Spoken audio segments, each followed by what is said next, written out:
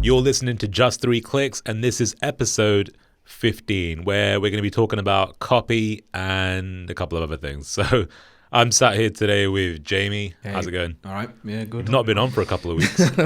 To be fair, because of launch, because I remember we were booked in to do this 2 weeks ago, and I just kept saying to Nindy, "You're gonna have to move it to next week.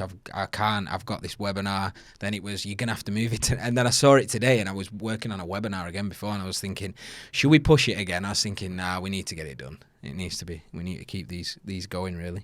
Yeah, I think we've done a good job of keeping up with it, really, because ordinarily what would happen for anyone listening, like I think we've tried to start things like this Yeah. a lot of times, like And you the get YouTube a few channel out, yeah, 'cause you have that motivation at first, and then it becomes, you just forget. It's hard because you don't have people to help you. But now that there's people around that can make it all kind of go somewhere, I think that's helped a lot. So Yeah, definitely. thanks, Nindy. Yeah. So cool. Today we're going to be talking about the importance of writing good copy, and a good and effective copy, and that's pretty much what we're going to go into. So let me turn that on mute. Sorry about that. So, all right. Well, before we jump into that, actually, because you've not obviously been on, and you mentioned that you were kind of busy with the launch. It would be good to get your thoughts on kind of like what went well, what went bad. Yeah. Yeah, no, I actually had a meeting with Katie, our head of customer experience, this morning, and I wanted to like kind of get a debrief from her on, what she saw on her side. Obviously, a lot of our staff, this is the first launch they've ever seen, so we're used to it.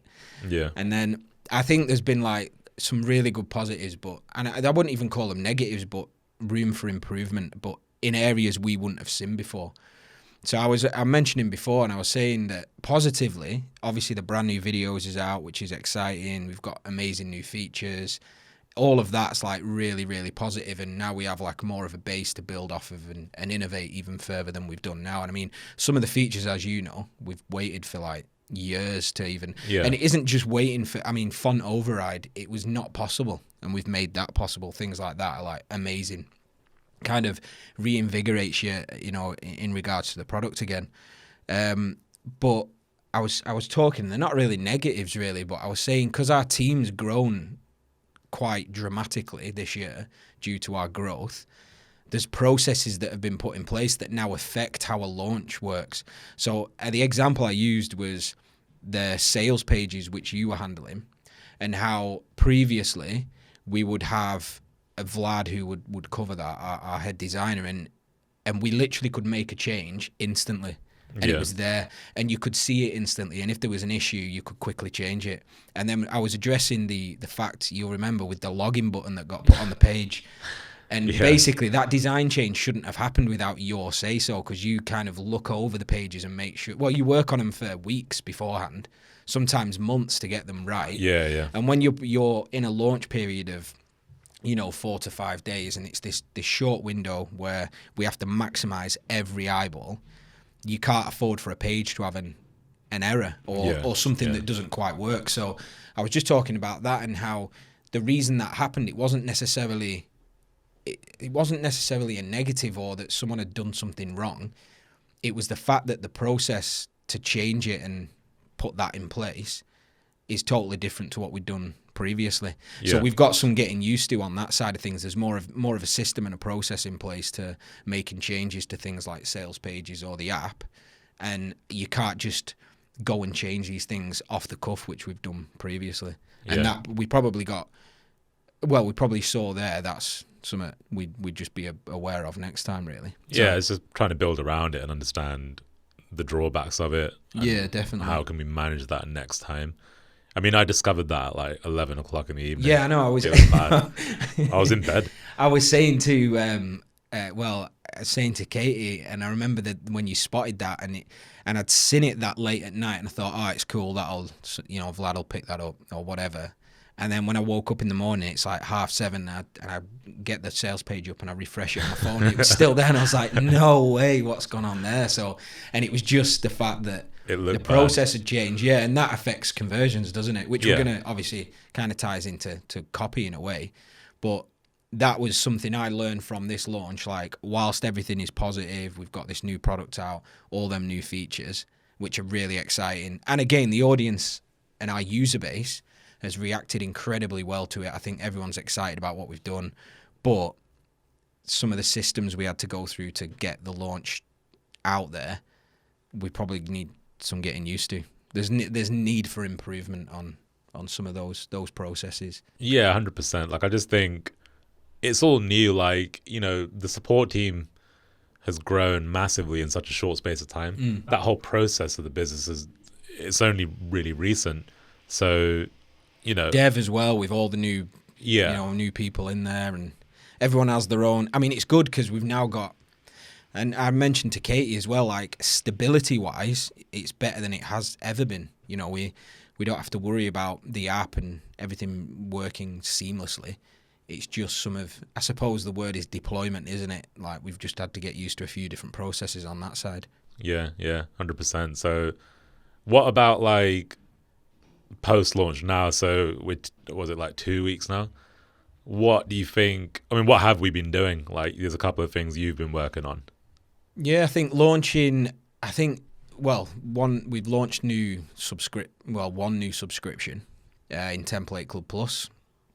So our Template Club, for anyone that doesn't know, is our main subscription where you buy a license to videos. Template Club gives you access to all of our templates and a few other features. Yeah. Template Club Plus came about because we had a bigger subscription, which was agency, which again is a few $100s a month, and that subscription allows things like multi-rendering, so you can use a template and go and create another without waiting, which what everyone else does. Yep. Template Club Plus has that feature in it, although it's more limited than an agency level, but that was one feature that a lot of our users wanted, but it obviously costs us money to do that, so we have to charge more, and Template Club Plus was launched as a additional subscription to Template Club to allow users to multi-render if they want, and a couple of other things, but I think that's gone down really well. We launched that as an introductory offer that sold out rapid. Well, hundreds of users took that up within a very short period of time. So it's just about rolling that out fully now, publicly. But and then it's moving on. I know David's in a meeting now with some of our team regarding the roadmap, and we've got some exciting things coming next, haven't we? So it kind of doesn't stop rolling, does it? Nah, like, we're pretty much now just rolling into, I know it's December and there'll be a little period where we do kind of dial down our efforts, I guess, but because we're also going through an investment process, it's like that's like taking up an immense amount of time. Like, this week's just like meetings, basically. Well, the next few weeks is just meetings, essentially. So yeah, well, I was looking at my calendar yesterday, and was it yesterday? It's Wednesday today. Monday, I was looking at it, and I was thinking, right, what day this week can I have time to do a few tasks that I've needed to get on top of?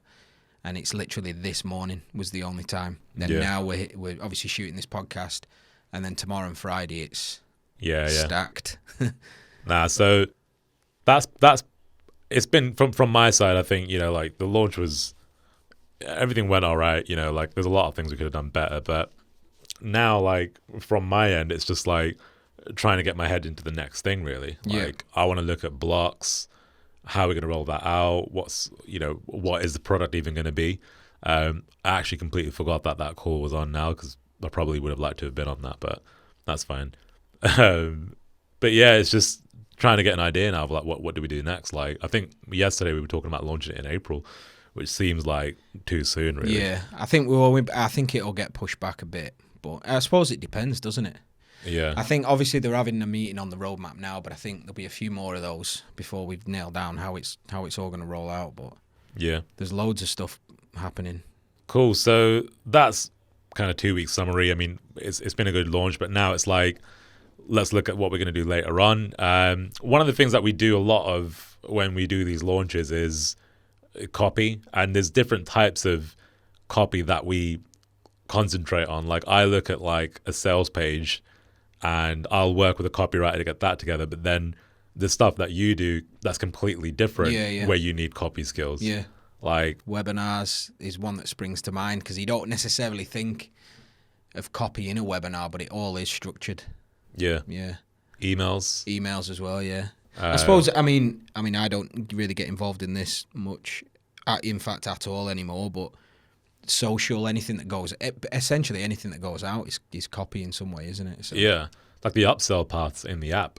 yeah. So How the banners are, and yeah. if you click a button and then there's like an upsell in the app, like what does it say? How do you get someone to buy like with a sentence, basically? Yeah, that's a good point. Because sometimes you've only got a sentence. It's like, Yeah, that's it. And there's certain changes I know we've done in the past. Well, I don't know if we're obviously going to cover some of this, but it's interesting to see how even switching just one or two words around can have a dramatic increase in how many people convert. yeah, like, do you know what? It's interesting actually because I forgot this even happened, but because of the way that the development environment worked with this launch, like we weren't used to it, so we couldn't make changes really quickly, as you mentioned. And what we had on the initial page was a headline that I thought was kind of shit, basically. It didn't read amazing, but Yeah. it was obviously. It was just not super. I just didn't feel like it was that strong. Yeah. So what I worked with someone else, Nick, on our team to craft a new headline piece right before the launch. I think we had half an hour or something, and I was like, let's just change it. And then that was supposed to go live at 4:00 in the UK, but it didn't actually go live all the way until 5:30. Now, what's mad is we actually split tested the pages because we wanted to see which headline would work. But it just so happened that we didn't have the other page working, but we managed to do the split test for an hour and a half. So that original headline, the headline me and Nick crafted was 85% more. It converted 85% better than the original headline. Yeah, so it just shows like it's just a sentence. It's literally one sentence. And it just changed so dramatically, which kind of pissed me off because it was like, if we had that at the start, we would have made more money. So, that's why it's just so important. That's why copy is just like, it's not just like, there's a reason copywriters charge so much money. And it's because it makes money literally if you do it the right way. But saying that, I'm not a copywriter. I don't think you would say you're a copywriter per se. I wouldn't say it's. I'd say we've definitely both got the skill set. Yeah. But I wouldn't. I definitely couldn't do it as a full time. No. Right, I'm going to sit down and write copy. I think I'd probably be a bit too one-dimensional with the way I would write it. I think I'd approach it the same way every time. But I know working with a really good copywriter, they will spend time to understand everything about what you're trying to sell and who you're trying to sell to before they even write anything. Yeah. Whereas I probably wouldn't have the patience to do that. No. I think, I mean, there's a question here on like, do you have a background in writing? No. I don't know. Do you? No, I don't know. Okay. So, I mean, we both started in sales and that, so I've never done anything like that. But my experience of it has just been from, number one, reading shitloads of sales pages, like so many sales pages, and then just seeing what the pattern is. Yeah. That's how I've understood the structure. Is just like, right, headline, call to action, like the dear friend intro. Like, it's like from the desk of Jamie Garside. Like I just figured it out from there. And that was that. Like, well, you would copy it, wouldn't you, in some ways? Kind of, yeah. So whoever invented that, and it was probably somebody like Dan Kennedy or someone, I don't know who invented that style, but that style would have been invented by someone, and then we've all followed that same direct response. Who's the other one? Dan Kennedy. Gary Halbert, is it? J. Abraham. Yeah. Maybe.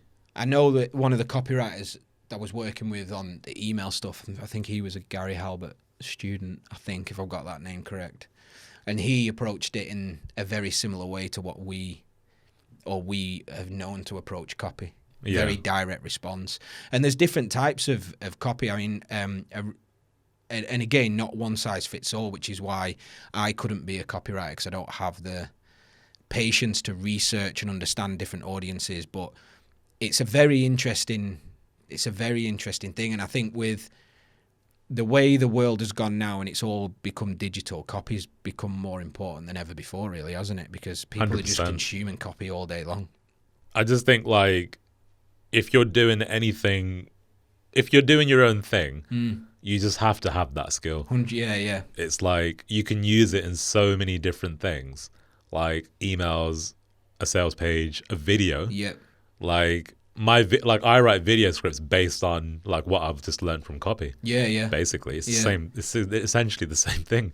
It's the way it's structured as well. Like, random example, but this morning well, a couple of nights ago, I came across I'm basically looking for some art for my house, so some stuff I can put on the walls, and I was thinking, so we've got these 2 lights in the lounge, and they're those picture lights, you know, the ones that you stick on the wall and it shines the light down. Yeah. But there's nothing there right now, so I was saying, right, we need to get some really good pieces to put there, but I don't just want to go to a standard canvas creator site and go, right, let's just pick a New York skyline. I want to basically find something pretty interesting. So I was just looking around art galleries, and I came across an art gallery. Anybody who's into art in the world or even the UK may know who these are. I've only just come across them recently. They're called Maddox Gallery, and they're like an investment service for art. So I was then interested in that, because I was like, investing in art, I've not really thought about that. So, and there's a few artists that I kind of like in and around like the street sort of graffiti, because we both enjoy graffiti, the whole office is.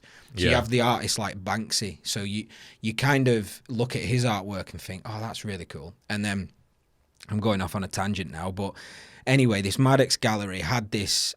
They sell art, and you can go and see the art and whatever.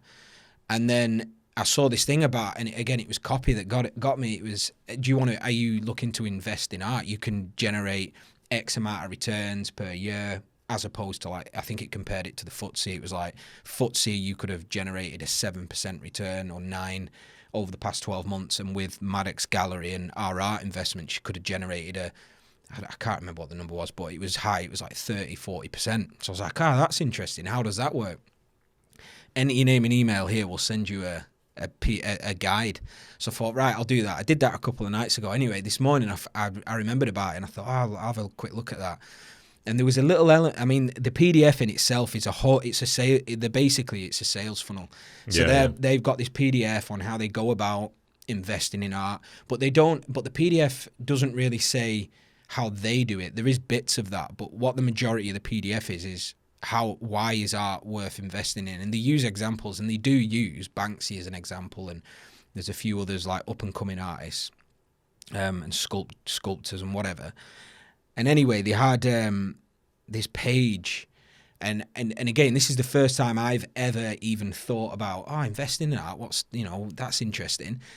So I'm reading this page about, and it was a page about a collectible, and I don't know if you would call him a sculptor, but it's Kaws, Kaws, and people may have heard of it, and they're these little model figurines, and they're quite heavy in the collectible streetwear market, so a lot of like rappers, producers all buy these Kaws figurines, and they become really well collectible. And there was like a picture of that, and there was a thing about up and coming emerging artists. Yeah. But there was a thing in there that it's stuck in my mind now, where it's talking about how to invest and how to pick out these emerging artists, and it is exactly the same as what we've done in the past. So it's saying, if you can find emerging artists, this is where the money is at, because you can buy pieces for, say, a 3K painting, and then in 5 years' time or 2 years' time, it can be worth 15 grand, 20 grand. That's how Banksy started out, with small emerging artists, then became well known. And it uses the Andy Warhol example of, like, you could literally pick up some of his pieces early on for nothing, and they're worth sometimes now millions. And anyway, what I'm getting to is part of the sales copy, how it's structured, and this is why it's really important how you structure stuff, is there was this little speech bubble, and so it went down, it had paragraphs of emerging artists, and then it had this speech bubble, and the speech bubble was almost, it wasn't a testimonial, but it was almost a, hey, you're wanting to make money, so we know where your head's at, you want to invest your money and make money, well, look at what's possible here. And it was a story about a couple called Dorothy, and I can't remember, it could be her, but Dorothy Vogel is what I remember, and they're an old couple I don't know if they're alive anymore, in New York, and all it was in this little speech bubble was one was a librarian, one was a civil worker. They were on very minimal income, and they, over the course of their lifetime, they've built up an art collection worth hundreds of millions of dollars from that minimal income. So, and I went then and thought, oh, I want to find out. It didn't have anything else other than this speech bubble that said that. So I thought, oh, I'll go and check out who they are. And then I find out that these big art collectors, there's documentaries on them and everything.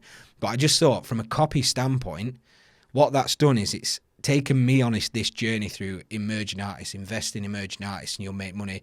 Oh, and if you think that if you're sat there now as someone who you might think art's for millionaires, art's for rich people, well, it isn't, because Dorothy and, if it is Herbert Vogel, who were a librarian, a civil worker on minimal wage, have amassed a fortune of hundreds of millions of dollars worth of art in their lifetime because, and that's what it's about. They invested in emerging artists, like they bought Picasso pieces early on and stuff like that. How do they know? I don't know how. I mean, I know it's irrelevant to this thing, but how do they even know what to buy? Yeah. Well, when I read into their story after on Wikipedia, I think this, and again, there might be art collectors listening to this who will know who I'm on about, and they'll know more than I know here because I've literally just looked at it today. But from what I gathered was they used to attend painting classes themselves, and they said they've got a documentary on Prime. I think their documentary is on it about how they did it. But it says they just bought pieces they liked themselves. But they literally gave, at the end of their life, they gave away, I think, over $100 million worth of art to the National Gallery. Just donated it. Mad. But they're two people. But as far as copy goes, what that did, it's the same as what we did, what we've done in the past, and we do it on our sales pages now where, hey, we've got this video software. You can make money with this video software. Check out what David Alexander's done, who's a well-known user of ours, who's done amazing things. And that's they weren't doing it in the sense of, it wasn't a testimonial. It was just, look, if you sat there thinking it's for rich people, it isn't. Check out Dorothy Vogel and her husband, who amassed they say it's the greatest art collection ever amassed by someone. And they were on, a couple of $1,000s a month each wage and lived in a 1-bedroom apartment in New York and stored all of this art under the bed. I didn't even know this was I know people buy art. Yeah, I didn't know you could invest. Well, this is the thing, and this is how copy does it. Because I knew, you obviously hear, there's people that invest in art, but you always assume it's a billionaire. And I just thought it was like I'm buying it because it means something to me. Yeah, and you watch Billions maybe, and Bobby Axelrod's got all this famous art, and that's what you think art collectors are about, but apparently not. Mad, I'm going to have to look into that. That's interesting. It's a good PDF. I'll send you it. It's just how it breaks it all down. It's interesting. But that's how copy can work. Yeah, I mean, that's the point, isn't it? It's like you can get sucked in, and it's just a good example of how copy works, isn't it? It's there to It's exactly the same things we do, but it was in a totally different... I mean, it's art. I mean, we're video software, and it's the same techniques. But I suppose it's all about the story, isn't it? Because that's what it's about, and that's what... Yeah, like, there's a point here about, like, tone of voice, and how important is it for people to understand, like, how important tone of voice and words actually are. Because, when I look at websites, I don't want to be disrespectful to anyone, but if you look at, like, a website generally, like, it could just be one of your mates or something, and, like, I don't know, they're selling, like, fucking shoes or something. I don't know, anything. Like, and you'll just see it and you'll be like, yeah, that's bad. Yeah. Like, you just know. Yeah. Like, I know someone that's, like, I don't want to say too much because they might hear this one day. I know someone that's got a website, like, I saw it a couple of weeks ago and it was like, my feedback was just like, like, you're basically not saying anything on the site. Yeah. It's just like nonsense, basically. Like, they had like an about me and all of this stuff. It's like the standard things that people think they need to get. And And it's like, it doesn't really do the job. Like, for me, like, and again, like you said, there's different types of copy. And for me, the copy that I write is, I'm trying to sell something. Yeah. Basically, or I'm trying to get someone to do something, like click a button or subscribe or buy. Yeah. Like, and I think if you're a business owner now, especially now, you've got to invest into understanding like how that shit works, really, because you know it's just such an important skill. Like if you look at, I don't know, like people like PTs, for instance, like there's so many of them, and there's probably loads of them online now. The difference between one that's going to do really well and one that's just doing okay is probably the one that's got really good copy and has actually thought about how they get their message across. So yeah, like where would you even learn it? Like I don't. What have you read any books? Because I suppose that's a good point where you say whatever business you're in now, this is something you need to understand and learn. People listening and who may not be into this and not even thought about it. I mean, what would you say? How could they learn? I think for me, if I give my answer on that first, I think when you're reading things such as like that art example, I'm taking a lesson out of that myself, that I think, oh, well, we could structure some different things. We can do different things like they've done there. Yeah. So I suppose everything you read every day are things that you resonate with, sites that you use, products you've bought recently. If you're on Amazon, why did you buy if you've searched for a product, we're coming up to Christmas, you've bought a product for one of your children or your wife or your family member, why did you pick that product over the other 100 that were on that page? Like there must be something that, was it the way the image was it some form of copy, was it a testimonial you read? And I think thinking about why you buy certain things or resonate with things is probably where you should start, isn't it? Another way is like just ripping it off. And I know that's bad, but it's like, look, if you're selling a completely different product, like just look at the headline and look at the copy and just change the words around and make it about your product. Like that's what I used to do. No, definitely. The first letter I ever wrote was a product about list building. And I was like, basically that product was one of the top selling products on the forum at the time. Can't remember who it was now, Bobby Walker or something. Yeah. And I was like, all right, well, I'll just take that and I'll make it about video instead of list building. Yeah. And that's how I wrote the copy. Like, that's how I started. I think and I think you can see that as well. You mentioned the PTs. I'm sure if you've looked at multiple PT websites, you can see how they've all probably copied or followed one style. Yeah. Pretty much. But that's definitely a good starting point, and then you just have to pick out, a little elements that you think. Yeah, like I know you've read it as well, but like Autoresponder Madness. Very good. Very good. Andre Chaperon it is. Yeah. Andre Chaperon. So Nindy maybe put that in the notes. That's a really good book. I'd say that is the best training you could have on writing email copy. Yeah. I don't think there's one other guy that's worth a mention, which is Ben Settle. I don't know any of his products offhand. I know the Autoresponder Madness I remember, but I know Ben Settle as well writes really good email copy. I used to read his emails all the time years ago. I've not read one recently because it's in a different email, but those two people, I think Autoresponder Madness for me is one of the best.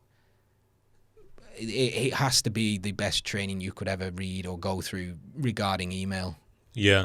And I think the good thing with that, right, is you could translate those skills, the email stuff, to other copy. Oh yeah, like 100%. Because he talks about like storytelling and like having a character and all of that, and I think you could do that on a sales page, on a normal sales page as well. 100%. Another one that I really think is worthwhile is Webinar Pitch Secrets from Jason Fladlien. Yep.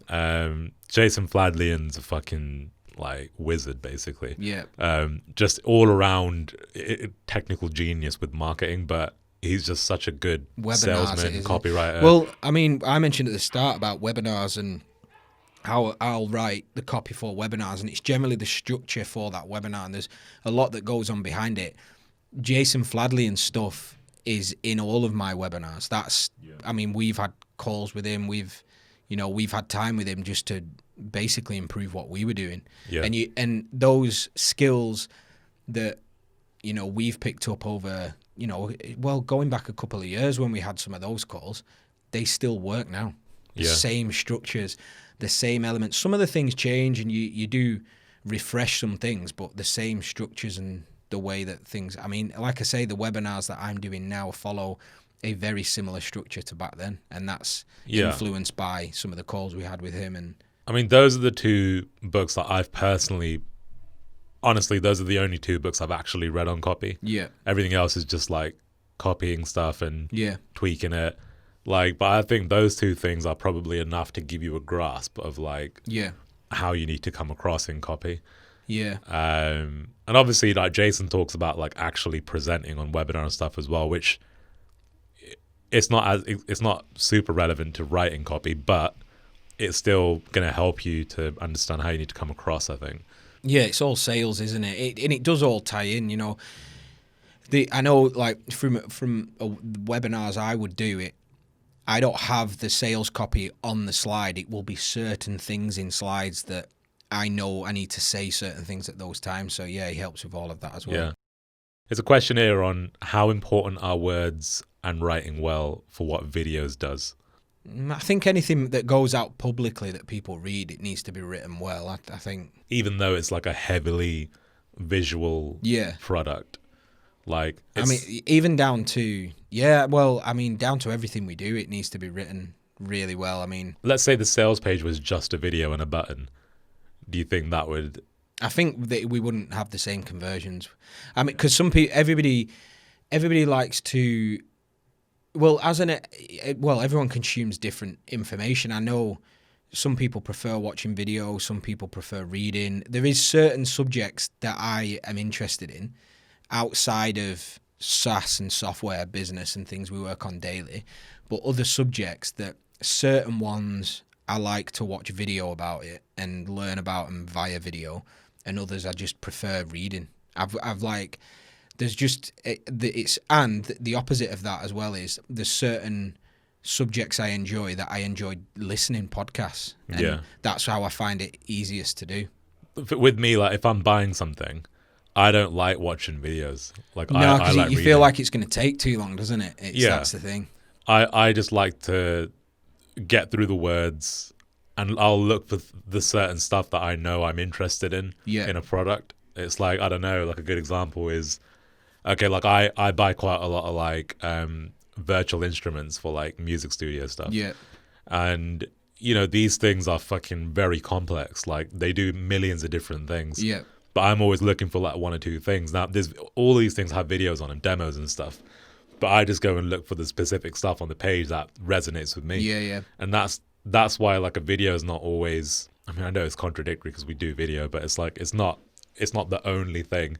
And it's not necessarily always the best either. No. I think you got to use it in conjunction. What's the, your opinion on the music side of stuff? Because I know you're into that heavily. One site that looks to be big from my point of view, and I don't know much about it, but I see their ads all the time, is Splice, is it? Oh, yeah. And they use producers to, like, sell. So they might have, like, so being into hip-hop, they have, like, Southside from 808 Mafia, who do a lot of the new stuff for like Travis Scott and Gucci Mane and all of that, which is popular at the minute. And he's on one of the ads, so that's what piqued my interest at first. Then they have older producers as well. Scott Storch is one I've seen all the time as well. So what's their copy like? I've never actually clicked through to their website. I just see sometimes the videos. How would they sell? I mean, I'll open it up here now. Nindy, it might be worth you connecting to this because actually Splice is a great source for music if you are making video. We have a Splice subscription for sound effects. All right, okay. Yeah. But you know, if you go to their main site, they've got a very traditional sales page headline: where your music starts. Subheadline: royalty-free sounds, industry-leading software, endless inspiration. Start creating with Splice. Call to action: try for free. Well, that subheadline there for me, the one thing that stood out for me is they've probably answered everybody's initial thoughts. Royalty-free is the first thing they say, because I know if you're producing music or you're using sounds or any sort of content that other people have created, the first thing you think is, can I use it? Yeah. So they are answering that with just initially. And then the first thing you probably, as a user, might think is like, right, well, if they've got over 3 million sounds, they've got like, I think around about 2 or 3 million sounds on there, and it's like, okay, well, how do I even know what they are? And then so the second thing is, right, find your sound. That's the headline. Then it says preview and download millions of royalty-free samples. So it's like, all right, okay, so I can actually just preview it on the browser. And then it's like, okay, so when you make music, you've got loads of different software. You've got Fruity Loops and Ableton and reason, whatever. So then it will say stay in sync, and you can basically use these sounds with any. So what do you program. have to subscribe? Is that, and then you can use Yeah, anything so it's like, on there? you know, the smallest subscription is like $7 a month, and you can download 200 sounds Right. a month. It's a great, really good business model. Now, with like- that as well, just thinking about that now while you're going through that, look at how that they've used the exact same technique as the art PDF that I read. The art PDF has used a story of, they've used that Dorothy Vogel as saying, look, this is what the biggest art collector in the world has done, and she was just like you reading this now, and you can do the same. The way they've used that exact technique is, rather than, and I don't know if they have it on the homepage, but, and they do it using the videos that I've seen. So, hey, you like Southside and his sounds, come and join us, you'll get to use the exact same things. You like Scott Storch's stuff, come and it's basically a budding producer is looking and thinking they want to be that next person. It's just I wanna be social that proof next, and that's that kind just of thing, shows isn't it? that that's probably one of the number one things, isn't it? Yeah, and you scroll down, it's like, you know, our sounds get used in The Verge, Billboard, Wired, Complex, Variety. It's like, if you're a producer, you'll know all these things. Then it's like, here's what other creators are saying, and the creators that they've called out, they've got Andrew Huang. He's got like over 2 million subscribers on YouTube. You've got Kashmir, who's a really well-known like sound designer. So, you know, it's just people that you know can back up the product, basically. Yeah. And that's what we do. Like, you go to the videos page and it's like, yeah, our product's being used by Vodafone, Tesla, Sony. So it's like instant, like, bang. You know, like, that's our proof. Now, someone listening might be like, well, I don't fucking have Sony using my products, so what would I do? But then in that example, you can use that art example. That art example, Maddox Gallery are using a story about someone who's amassed an amazing collection. It wasn't them that helped them do it. They're just showing you this is what's That's a good possible. point. Yeah. So they've used it in a different way. So you can use other people's stories. Of course, you can't go and, you know, start plagiarizing stuff and taking things and saying that they've used your service. But, you know, if you're selling something and you know somebody out there who is well known or has done something incredible in the same industry, then you can reference, you know, it's referencing, isn't it? As long as you put where you're referencing that from, you can use things in different ways. Yeah, and I think, you know, some of the stuff we've gone through there is based on like a really traditional sales page format. And I think John Carlton has a really good program on like structures of sales pages, so you could check out John Carlton if you want to see more of the actual structure. But just go to our sales page and buy the product as well at the same time, and you can see like kind of how our copy follows a really simple structure. Like, you know, it points out really specific things, and if you go through it and actually ask yourself, why have we said this here, you'll just see it kind of as you're going through the page and compare it to other pages as well. So yeah, that's pretty much that. I mean, we're coming up pretty much to the end of this one, so, and we haven't gone through everything that Nindy kind of wanted us to, but he's actually put the products here: John Carlton's Simple Writing System and Andre Chaperon Autorespond to Madness. So there you go. So that'll be in the link description here. Do you have any other tips, like on just copy generally, like what things you would kind of look out for? What would you kind of focus on if you were kind of brand new trying to do this?